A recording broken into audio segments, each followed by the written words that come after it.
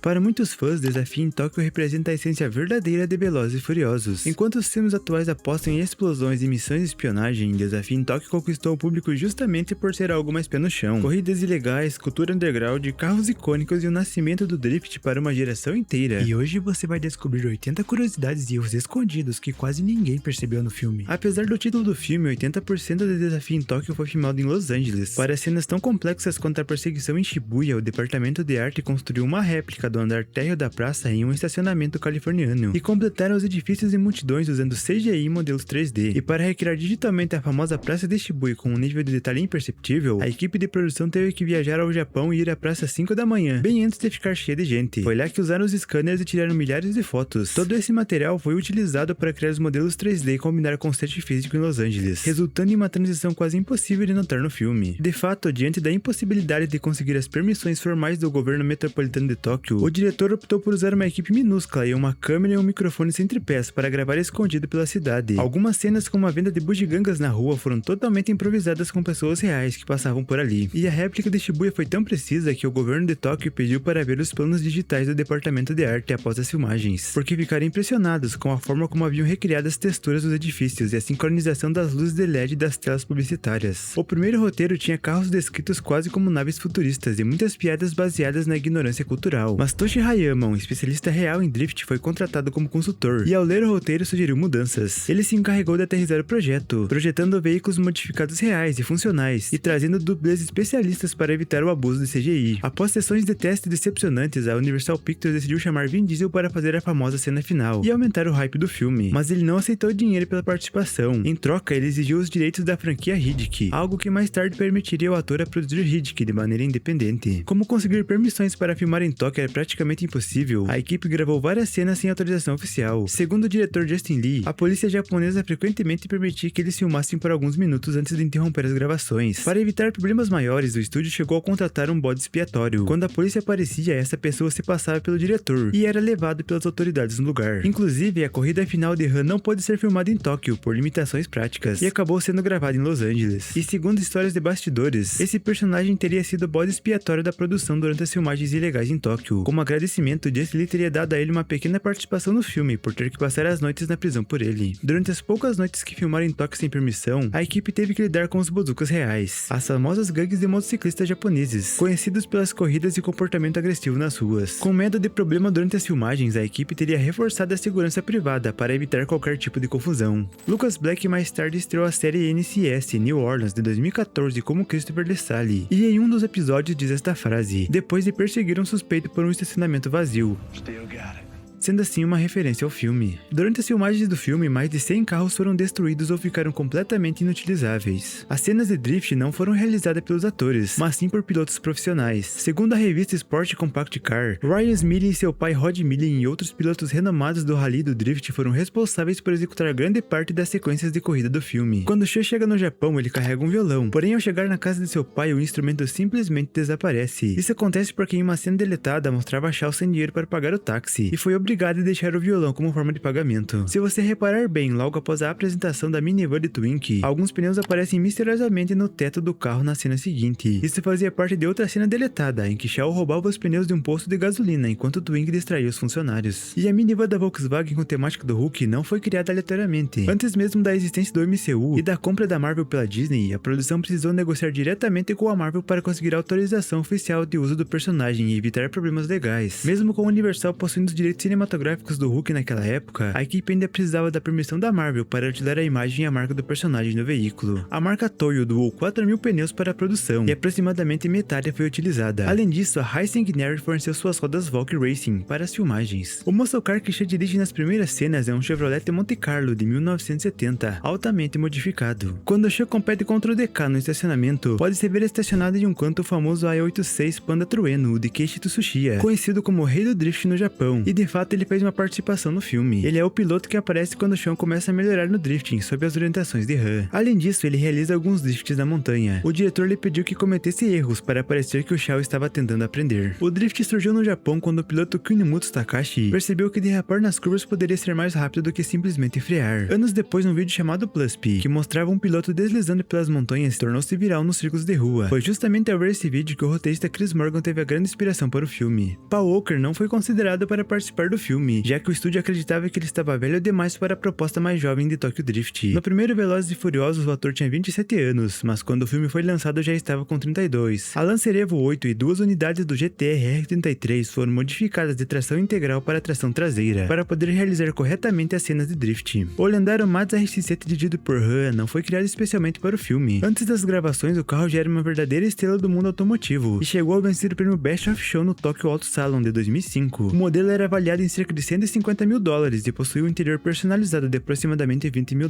Ainda assim, a Universal comprou o veículo por cerca de $50 mil e o repintou completamente por dentro e por fora para o filme. A Volkswagen forneceu 4 protótipos do Golf R32 e 4 minivans Touran para as filmagens. Isso fazia parte de um acordo da parceria com a Universal Pictures, onde ambas as empresas promoviam seus produtos através do filme. Quando o Sean chega pela primeira vez a Tóquio e sobe pelas escadas rolantes, o diretor Justin Lee e o produtor executivo Clayton Westend podem ser vistos vestidos como pilotos no canto inferior direito da tela. Além disso, aparece um pôster do MC Hammer na parede ao fundo. Isso foi uma homenagem de Lee ao rapper, que ajudou a financiar seu primeiro filme, Better Luck Tomorrow, lançado em 2002. Foi justamente nesse filme que Lin trabalhou com Sung Kang pela primeira vez, a atuação que convenceu o diretor a levar Han para o universo de Velozes e Furiosos. Embora Better Luck Tomorrow não seja oficialmente considerado parte do universo de Velozes e Furiosos, muitos fãs enxergam o filme como uma parte da história de Han. Isso porque o personagem interpretado por Sung Kang também se chamava Han, levando muita gente a acreditar que os dois personagens seriam a mesma pessoa. O nome do usuário de Nila no chat aparece escrito em katakana japonês, traduzido foneticamente a expressão Drift Gear. O nome que aparece na tela de Sean é Bama Boy, uma abreviação de Alabama Boy. O apelido é uma referência direta ao ator Lucas Black, que nasceu e cresceu no estado do Alabama. Embora seu personagem tivesse 17 anos, o ator Lucas Black tinha 23 na época do filme. A equipe de produção viajou ao Japão e comprou todos os JDMs necessários. Esses carros se caracterizam por ter o volante no lado direito. Christopher Nolan já demonstrou sua admiração pela franquia Velozes e Furiosos, afirmando que não sente culpa nenhuma de gostar da saga como um grande espetáculo de ação. Mas o mais curioso é que o diretor revelou ter um carinho especial por Tokyo Drift, destacando que esse é um dos poucos filmes da franquia que realmente desenvolve uma identidade própria, com seu próprio arco narrativo e mitologia. Nolan inclusive recomendou assistir ao filme como uma história independente. E curiosamente, um dos filmes mais amados pelos fãs também foi o menos lucrativo da franquia. Tokyo Drift acabou se tornando o único filme da saga que não passou dos $100 milhões nos Estados Unidos, e nem dos 200 milhões na bilheteria mundial. Channing Tatum quase foi o protagonista do filme. O ator revelou anos depois que aquela teria sido a pior audição de toda a sua carreira. Ele esqueceu as falas, começou a suar, travou completamente e acabou saindo da sala antes mesmo de terminar o teste. Apesar disso, Justin Lee confirmou que Tatum ainda ficou entre os 3 principais candidatos para o papel. Por outro lado, o diretor queria Joseph Gordon para o papel de Sean, mas a Universal rejeitou, por considerá-lo apenas um ator de comédias de televisão. Esse foi o primeiro filme da franquia Velozes e Furiosos a apresentar uma sequência completa de créditos iniciais, algo que os filmes anteriores praticamente não utilizavam. Neste filme é a primeira vez que o termo família é usado para descrever a equipe de Dominic Toretto. No Japão, o filme não foi lançado como Velozes e Furiosos Desafio em Tóquio. Por lá, a franquia é conhecida como Wild Speed e chegou nos cinemas com o nome de Wild Speed X3 Tokyo Drift. Esse foi o primeiro filme da franquia que não teve o roteiro escrito por Gary Scott, criador da história original de Velozes e Furiosos. Mesmo assim, as sequências seguintes continuaram usando vários personagens e conceitos criados por ele. E também é o primeiro filme da saga que não foi lançado em formato VHS. Quando o Sean conhece Twink, ele tenta lhe vender uns Air Jordans, pois ele é um grande fã de Michael Jordan. De fato, Bowo também era admirador de Jordan no filme Like Mike de 2002, onde encontra um par de tênis com as iniciais MJ que pertencem ao próprio Michael Jordan. O Porsche Boxster que aparece na mesma garagem do carro de Twink possui o número 987 na placa. Isso não foi aleatório. 987 era justamente a designação interna usada pela Porsche para identificar a segunda geração do Boxster. Esse foi o primeiro filme da carreira de Natalie Kelly e também uma das primeiras aparições de Amber Stevens no cinema. Zach Timbraya, que interpreta Clay e enfrenta Shaw na corrida do início do filme, já era conhecido por viver Brad Taylor na sitcom Home Improvement, ao lado de Tim Allen. Curiosamente, durante a série, seu personagem também desenvolve uma grande paixão por carros, chegando a restaurar modelos clássicos como um Ford conversível de 1946 e um Hot Rod de 1933. E na última temporada ele ainda ganha um Mustang 88 de seus pais. Inicialmente o filme seria lançado apenas como Velozes e Furiosos 3, mas Lynx deram uma identidade própria ao projeto e decidiu manter o título para Tokyo Drift, reforçando a importância da cultura japonesa e das corridas de drift na história. Esse foi o primeiro filme da franquia a contar com a trilha sonora composta por Brian Tyler. O compositor acabou se tornando uma peça peça importante da saga, retornando para praticamente todos os filmes seguintes. Essa foi a primeira vez que um filme de Velozes e Furiosos estreou no mesmo ano que a franquia Missão Impossível. Tanto Tokyo Drift quanto Missão Impossível 3 chegaram aos cinemas em 2006. Curiosamente, essa coincidência voltou a acontecer em 2011, 2015 e 2023, com novos filmes das duas franquias sendo lançadas nos mesmos anos. O Ford Mustang 1967, montado para a corrida final com um motor Nissan RB26, não foi apenas magia do cinema. A equipe de produção realmente construiu um Mustang funcional com esse motor japonês transplantado. Ao contrário de outros veículos usados nas filmagens, os 6 Mustangs construídos para a cena sobreviveram intactos. O roteiro original era sobre um assassinato. Inicialmente, o filme mostrava Dominic Toretto viajando para Tóquio e aprender a fazer drift, enquanto investigava um misterioso crime. Justin Lin esteve prestes a abandonar o projeto, porque o roteiro original estava cheio de clichês asiáticos ultrapassados e piadas ofensivas, o que levou o estúdio a permitir que ele reescrevesse essas partes. O Nissan Silvia S15 destruído nas primeiras corridas era um carro modificado real e muito caro. Sua destruição durante as filmagens doeu genuinamente na equipe, que passou meses o preparando. Devido à ausência do elenco original e ao fato de ter protagonistas desconhecidos, a Universal considerou seriamente não lançar o filme nos cinemas, optando por um lançamento direto em DVD. No entanto, após algumas regravações, o público de teste reagiu bem ao filme, e ele acabou sendo lançado nos cinemas. Para a cena inicial, foram destruídos 3 Dodge Viper. A participação especial de Vin Diesel no final não foi algo rápido ou automático. Justin Lin contou que passou cerca de 4 horas conversando com Diesel à beira de uma piscina, sobre a mitologia da saga e a relação de Dominic com Han. Quando o público de teste reagiu com euforia à aparição de Dominic, o estúdio percebeu que talvez fosse necessário reconstruir a franquia em torno dele novamente. Justin Lin recusou várias vezes dirigir o filme antes de finalmente aceitar. Quando entrou no projeto, o calendário era extremamente apertado. Ele lembrou que estava filmando Tokyo Drift em outubro de 2004, enquanto ainda finalizava a pós-produção de Anápolis. Isso ajuda a entender porque as filmagens foram tão aceleradas e alguns momentos um pouco improvisados. Han foi uma surpresa completa nos testes com o público. Segundo Justin Lin, na exibição de teste, o personagem atingiu 100% de aprovação, tornando-se um dos mais bem avaliados que a Universal já havia registrado até aquele momento. E o mais curioso, originalmente Han teria apenas uma participação rápida, um camel rapper, um tipo de aparição comum na época dos filmes do gênero, onde artistas do hip hop apareciam por alguns segundos ou em cenas pequenas, apenas para a presença de estilo, sem impacto real na história. No entanto, quando Bow foi escalado como Twink, o papel de Han foi expandido, a pedido do diretor Justin Lin. A ressurreição de Han começou em um Arby's. Justin Lin contou que após a estreia ele pretendia se afastar da franquia e voltar ao cinema independente. Mas um dia, durante um jantar com Sung Kang, ele viu alguns garotos reconhecerem o ator e gritarem Han. Nesse momento, Lin pensou, que pena que Han está morto. E Sung Kang respondeu, tem que estar. E por alguma razão, Justin Lin havia filmado a morte do personagem de forma ambígua. Essa conversa acabou sendo uma das sementes da cronologia confusa da franquia, que mais tarde permitiria o retorno de Han. Os atores receberam treinamento real de drift antes das filmagens. Lucas Black contou que tiveram 2 semanas de práticas no Wind Rail Speedway, com campeões de drift, incluindo Ryan Milling, que também foi seu dublê no filme. Brian T também relembrou que foi levado ao local para treinar e entender exatamente o que estava fazendo, embora as manobras mais extremas fossem executadas pelos especialistas. Mas Lucas Black insistiu tanto em dirigir que acabou conquistando sua chance. Segundo o próprio ator, Justin Lin não queria deixá-lo fazer o drift em frente às câmeras, preferindo confiar nos pilotos profissionais. Mas Lucas o levou a um estacionamento e provou que tinha o controle do carro. Foi só depois disso que Lin cedeu, permitindo que ele participasse de uma cena de treino com o Mustang, preparando o terreno para o clímax. No prólogo do livro oficial, Justin Lin relembra que em uma tomada, Roy Milling derrapou com a Evo cerca de 15 centímetros da perna de Sung Kang, ou seja, não era ilusão de montagem. Eles aproveitaram ao máximo a precisão dos pilotos para conseguir planos que transmitissem um perigo real e físico. Lin também revelou que originalmente queria que os 3 personagens do início fossem arremessados pelos para-brisas e terminassem caindo em um tanque artificial. A ideia nunca chegou a ser filmada, mas ela ajuda a entender o tom. Muitos dos exageros que marcariam as franquias dos anos seguintes já existiriam na imaginação de Lin desde Tokyo Drift. E ele também pensou na história como um faroeste moderno. No material oficial do projeto, ele explicou que o que o atraiu não foi apenas o tema dos carros, mas a ideia de enxergar o filme como um faroeste pós-moderno em Tóquio. Um farosteiro chega à cidade estranha, enfrenta o rei local e precisa se impor para sobreviver. Essa ideia ajuda a entender porque Tokyo Drift parece tão diferente do resto da saga. De fato, o estilo de roupas de Lucas Black foi projetado especificamente para parecer descolado. Enquanto os jovens de Tóquio vestem marcas urbanas japonesas de vanguarda, Xian usa exatamente o oposto, o que reforça visualmente sua identidade como cowboy em uma terra estranha. Durante as filmagens da corrida final na montanha, Lucas Black perdeu o controle do carro e o veículo acabou batendo contra a encosta. Anos depois, Justin Lin confessou que se o carro tivesse girado para outro lado, teria despencado pelo barranco, e o ator provavelmente não teria sobrevivido. Após esse susto, o uso de CGI nos cenários aumentou drasticamente. Ao longo do filme, Han aparece frequentemente comendo salgadinhos. Esse detalhe não estava totalmente definido no roteiro. Foi uma sugestão de Sung Kang, que acreditava que esse hábito daria ao personagem uma atitude mais única, calma e descontrolada. Além disso, existe a teoria de que se Han for o mesmo personagem de Battlelog Tomorrow, isso ainda dá mais sentido ao detalhe. No filme anterior, ele fumava com frequência, algo que não acontece em Tokyo Drift. A leitura mais comum é que ele teria parado de fumar, e para lidar com a ansiedade, acabou substituindo o hábito para comer salgadinhos. Embora Morimoto seja um personagem japonês, ele é interpretado por Leonardo Nam, ator argentino-australiano de ascendência coreana. Por sua vez, Brian Tee, que interpreta DK, é metade japonês e metade coreano e um cidadão americano. Embora o filme tenha estreado em 2006, cronologicamente ele se passa depois de Velozes e Furiosos 6, o que gera uma curiosa contradição tecnológica. Em Tokyo Drift quase não se vê em smartphones, porém isso não destoa completamente, já que no Japão ainda era comum o uso de telefones com tampa na época. Para que os carros soassem autênticos, a equipe de som não usou gravações genéricas. Gravaram os motores reais em pistas fechadas, mas na pós-produção, misturaram os rugidos dos motores com sons de animais selvagens, como leões e tigres, para dar uma sensação mais agressiva em perseguições. Embora na tela apareça o mesmo Nissan 350Z preto, foram utilizadas 11 unidades diferentes do modelo. 2 deles tinham motores Twin Turbo para as tomadas de velocidade, enquanto os outros tinham apenas suspensão modificada para facilitar os drifts. Sung Kang quis que Han não apenas comesse salgadinhos, mas que sempre usasse tênis de sola plana e gasta. E isso não era apenas estilo. O ator explicou em uma entrevista técnica que os pilotos de drift reais preferem calçados com sola muito finas, para sentir melhor a vibração do pedal do acelerador e da embreagem. Na versão original, quando Sha tenta falar japonês na escola, ele comete erros gramáticos reais que não estavam previstos no roteiro. Justin Lee decidiu mantê-los porque isso tornava mais autêntica a frustração de um estrangeiro no Japão, algo que os espectadores japoneses apreciaram pelo realismo. Para que a fumaça dos pneus tivesse variações visuais entre os carros, como a de DK que parece mais escura do que a de Sha, a equipe de efeitos chegou a testar uma mistura de borracha com pó químicos coloridos. A ideia, no entanto, foi abandonada rapidamente, já que o cheiro era insuportável e a composição mostrou-se tóxica para os figurantes no set. Para as cenas no estacionamento onde o concreto é extremamente liso, a equipe de efeitos aplicou uma mistura de água e água sanitária nos pneus para intensificar a fumaça branca durante as derrapagens. A solução permitia criar impacto visual, sem que os carros precisassem atingir velocidades perigosas. Nas cenas com membros da Yakuza e figuras em banheiros públicos, houve cuidado extremo com o design das tatuagens. Consultores especializados foram contratados para garantir que nenhum dos desenhos reproduzisse símbolos de clãs reais ainda ativos naquela época, evitando assim possíveis problemas legais, ou até represálias no Japão. Justin Lin revelou que para a sequência de montagem, especialmente nos momentos em que Shan está aprendendo, ele se inspirou nos cortes rápidos e violentos do faroeste de Sam Peckinpah. Há um erro quase imperceptível. Em algumas cenas de Tóquio filmado em Los Angeles, é possível ver as palmeiras ao longo do horizonte. A equipe de pós-produção teve que apagar digitalmente várias delas para que as paisagens parecessem mais japonesas. Brian Tyler não apenas compôs a trilha sonora, mas também passou semanas em clubes noturnos de Roppongi, gravando o ambiente sonoro da cidade. Esse material foi depois misturado com a música do filme, criando uma fusão em que o ruído urbano de Tóquio se encaixa com a música. Várias cenas que supostamente ocorreram em uma noite úmida em Tóquio foram filmadas durante uma onda de calor na Califórnia. A equipe gastou milhares de dólares com caminhões de pipa para molhar o asfalto constantemente, não apenas por estética, mas também para resfriar o solo e evitar que os pneus estourassem. Segundo a história de Twink, ele é filho de militares e nesse caso seu carro teria uma placa com o símbolo em forma de Y no lado esquerdo. No Japão, veículos de militares e suas famílias utilizam placas especiais, identificadas pela letra Y no início. No início do filme, quando a bola de beisebol é arremessada contra o carro de Sha, ela atravessa o vidro e cai no banco do passageiro, mas na tomada seguinte há uma inconsistência. A bola aparece no chão com cacos de vidro espalhados atrás do pneu traseiro, como se tivesse sido lançada de dentro do próprio carro. É muito improvável que um estudante do ensino médio japonês possua um carro. A idade mínima para dirigir no Japão é de 18 anos, e a maioridade legal é 20. Para adquirir um veículo ou contratar o seguro obrigatório, seria necessária a assinatura de um adulto. Jovens envolvidos com gangues de motocicletas associadas a crime organizado muitas vezes circulam com veículos roubados e dirigem sem habilitação. Alguns estudantes retratados no filme se aproximam desse perfil. Por outro lado, esse grupo normalmente abandona a escola ainda no ensino fundamental, etapa em que é possível encerrar a educação obrigatória e raramente chegar ao ensino médio. A placa na delegacia do xerife diz que Oro foi fundada em 1916, mas na realidade a cidade foi fundada em 1974. Se Shan não fala japonês, é pouco provável que ele pudesse frequentar uma escola secundária japonesa convencional. Na prática, filhos de militares americanos geralmente estudam em escolas dentro das bases militares, ou em escolas internacionais privadas, que reúnem tanto alunos japoneses quanto estrangeiros. Em todas as perseguições, os carros em Tóquio parecem se mover de forma lenta e com espaço entre si. Na realidade, isso dificilmente acontecia no Japão, especialmente nas áreas centrais, onde o tráfego é intenso e os veículos circulam de forma muito mais próxima, respeitando os limites de velocidade. Em frente à oficina mecânica em Tóquio, ao fundo é possível identificar a City Street Bridge, em Los Angeles. Bom galera, esse foi o vídeo, espero que tenham gostado e até a próxima.